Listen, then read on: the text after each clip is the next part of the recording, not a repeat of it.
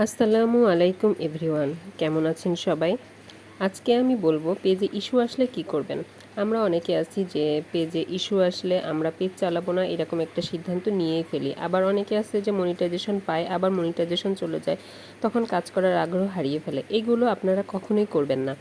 পেজে ইস্যু আসলে আপনারা বেশি বেশি করে পেজে অ্যাক্টিভ থাকুন, কন্টেন্ট বানান, ভয়েস দিন, আপলোড দিন, নির্দিষ্ট টাইম অনুযায়ী অন্যের পেজে যান, গঠনমূলক কমেন্ট করুন, দেখবেন আপনার পেজের ইস্যু চলে গেছে। আর একটা হচ্ছে মেন কথা, আপনি হচ্ছে লাইভ করবেন পেজে ইস্যু আসলে।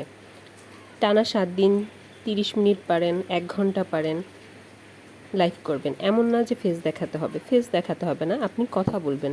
ধরেন সকালবেলায় ছাদে গেলেন, কোনো প্রাকৃতিক দৃশ্য দেখালেন, বা আপনি একটা কোনো কিছু বানাচ্ছেন সেটা দেখালেন, কথা বললেন লাইভে, সবার কমেন্টের উত্তর দিলেন। আর একটা লাইভ করার আগে আপনি অ্যাটলিস্ট 2-3 ঘন্টা আগে আপনি একটা পোস্ট দিয়ে দিবেন যে আমি এই কয়টায় লাইভে আসবো, তাহলে আপনার যত ফলোয়ার আছে সবাই লাইভে আসবে, আপনাকে কমেন্ট করবে, ফলোয়ার বাড়বে। এটা আপনি করতে পারেন লাইভে। এতে করে যদি সবাই কমেন্ট করে, আপনি সুন্দর করে তাদের উত্তর দিবেন। পেজ সম্পর্কে আপনি কিছু জানলেন, সেইগুলো লাইভে বলবেন। এগুলো করলে আপনার লাইভটাও হইল, অনেকের অনেক কিছু জানা হইল। আপনার রেগুলার 7 দিন লাইভ করার ফলে আপনার ইস্যুটা চলে যাবে ইনশাল্লাহ। আমাদেরও ছিল, ইস্যু চলে গিয়েছে। যাই হোক, হতাশ হবেন না। আর রিলস বানানোর পাশাপাশি আপনারা বড় ভিডিও আপলোড দিবেন, আর মিউজিক ইউজ করবেন না। কপিরাইট মিউজিক ইউজ করলে সমস্যা হয় না, কিন্তু তারপরও দরকার নাই। আপনারা ভয়েস দিয়েই ভিডিও আপলোড দিবেন। যাদের অভ্যাস নাই, প্রথমে নিজে নিজে কথা বলবেন।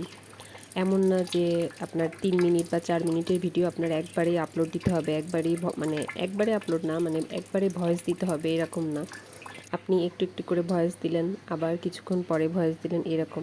আপনি ভয়েস দেওয়ার প্র্যাকটিস সাধারণত আয়নার সামনে যেও করতে পারেন, নিজে নিজে কথা বলে রেকর্ড করতে পারেন, এরকম আপনি করতে পারেন আর কি।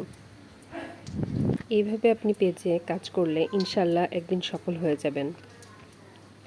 আর মানে ভয়েস দেওয়ার সময় অবশ্যই ফ্যানের সুইচ অফ রাখবেন, কারণ ফ্যানের শব্দে অনেক সময় সমস্যা হতে পারে। দেখা গেল আবার ইস্যু আসলো বা ফ্ল্যাট কন্টেন্ট লিখে দিল।